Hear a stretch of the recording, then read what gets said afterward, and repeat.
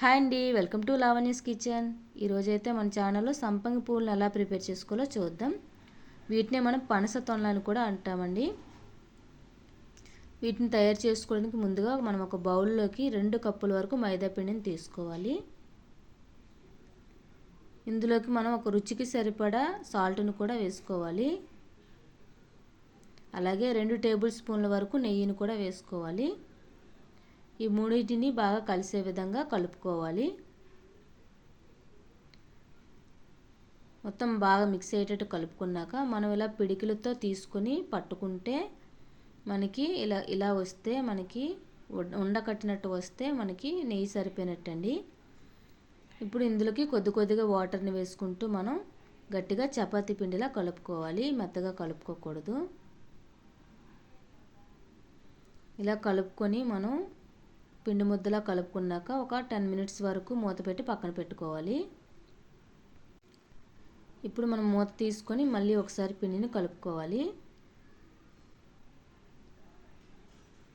ఇప్పుడు వీటిని రోల్ చేసుకోవాలి. మనం ఒకే సైజులో వచ్చే విధంగా చేసుకోవాలంటే ఇలా రోల్ చేసుకుని ఒకే విధంగా కట్ చేసుకుంటే మనకి సంపంగి పువ్వులు అనేవి ఒకే సైజులో వస్తాయి. అందుకని ఇలా కట్ చేసుకుంటున్నాను. మొత్తం అన్నీ ఇలా కట్ చేసుకున్న తర్వాత మనం వీటిని ఉండలుగా చుట్టుకొని మనం ఒక బౌల్లోకి తీసుకోవాలి. ఇలా అన్నీ చుట్టుకున్న తర్వాత మనం ఒక ఉండను తీసుకొని మిగతా వాటిని మూత పెట్టి పక్కన పెట్టుకోవాలి. మనం ఇప్పుడు ఒక చపాతీల పీట తీసుకొని మనం వీటిని చపాతీలాగా రోల్ చేసుకోవాలి. కొద్దిగా పొడిపిండిని చల్లుకుంటూ మనం చపాతీలాగా చేసుకోవాలి.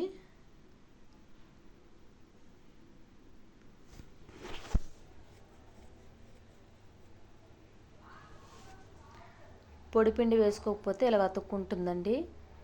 కొద్దిగా పొడిపిండి వేసుకుంటూ మనం స్క్వేర్ ఆకారంలో చేసుకుంటే మనకి ఎడ్జెస్ అనేవి మనం కట్ చేయాల్సిన పని ఉండదు మ్యాక్సిమం.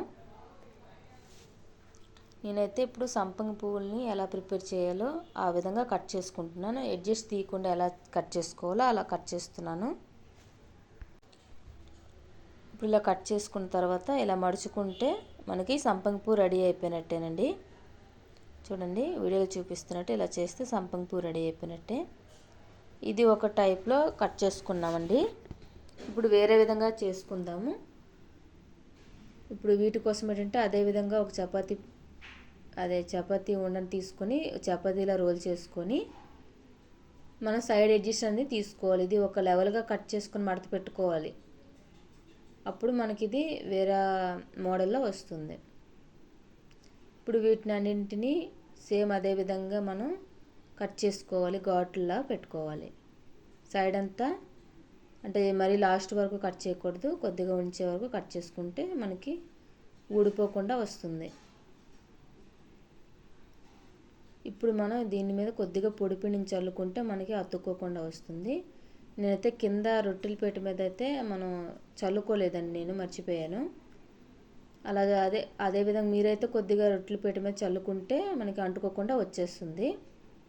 ఇప్పుడు సైడ్లంతా ఫోల్డ్ చేసుకున్న తర్వాత మధ్యలోకి ఈ విధంగా మడుచుకుంటే ఇదొక మోడల్లో వచ్చేస్తుంది. దీన్ని ఒకసారి లోపలికి మడుచుకుంటే ఇలా వచ్చింది. నేను రెండోసారి కూడా మడుచుకుంటే ఈ విధంగా మోడల్ వస్తుంది. చూడండి, నేనైతే అన్నీ చిన్నగా చేసుకున్నాను. నేను ఉండలు కూడా చిన్నగానే తీసుకున్నాను. చూసారు కదా. మీరు కొంచెం పెద్ద సైజులో కావాలనుకుంటే ఇంకా పెద్దవి చేసుకోవచ్చు. నేను తీసుకున్న పిండి క్వాంటిటీకి అయితే ఇన్ని అయ్యాయండి. ఇప్పుడైతే స్టవ్ ఆన్ చేసుకుని కళాయి పెట్టుకొని మనకి డీప్ ఫ్రైకి సరిపడా ఆయిల్ని వేసుకోవాలి. ఇప్పుడు ఈ ఆయిల్ అంతా బాగా హీట్ అయ్యే వరకు మనం వేడి చేసుకోవాలి. ఆయిల్ వేడెక్కిన తర్వాత మనం తయారు చేసి పెట్టుకున్న సంపంగి పువ్వులను ఒక్కొక్కటిగా ఇందులో వేసుకొని ఫ్రై చేసుకోవాలి. ఇది మనం మీడియం ఫ్లేమ్లోనే పెట్టుకోవాలి. మనమైతే కొంచెం పలచగానే పాముకున్నాం కాబట్టి త్వరగా మాడిపోతాయి. అందుకని మనం మీడియం ఫ్లేమ్లో పెట్టుకోవాలి. ఇప్పుడు ఫ్రై అయిపోయిన తర్వాత మనం తీసేసి ఒక ప్లేట్లోకి తీసుకోవాలి. అది ఆయిల్లో బబుల్ ఫామ్ అవడం ఎప్పుడైతే ఆగిపోతుందో అప్పటి వరకు ఫ్రై చేసుకోవాలి మనం. వీటన్నిటిని తీసుకుని ప్లేట్లో పెట్టుకొని పక్కన పెట్టుకోవాలి. ఇప్పుడు అదే విధంగా మనం తయారు చేసి పెట్టుకున్న మిగతావన్నీ కూడా ఇలా వేసుకొని ఫ్రై చేసుకోవాలి. ఇవైతే మనం ఫోల్డ్ చేసాం కాబట్టి కొంచెం మీడియం ఫ్లేమ్లో కొంచెం అదే ముందు చేసుకున్న వాటికన్నా కొంచెం 2 నిమిషాలు ఎక్కువగానే ఉంచి ఫ్రై చేసుకోవాలి మీడియం ఫ్లేమ్లో పెట్టి.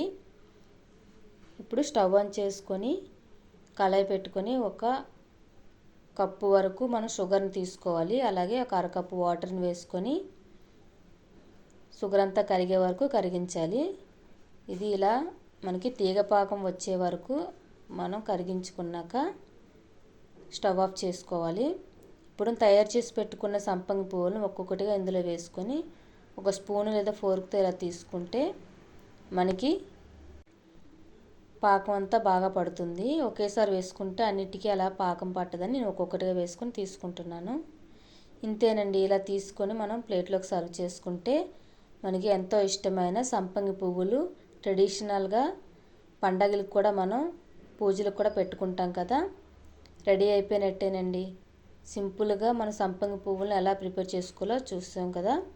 నచ్చితే లైక్ చేయండి, షేర్ చేయండి, సబ్స్క్రైబ్ చేసుకోండి. Thanks for watching.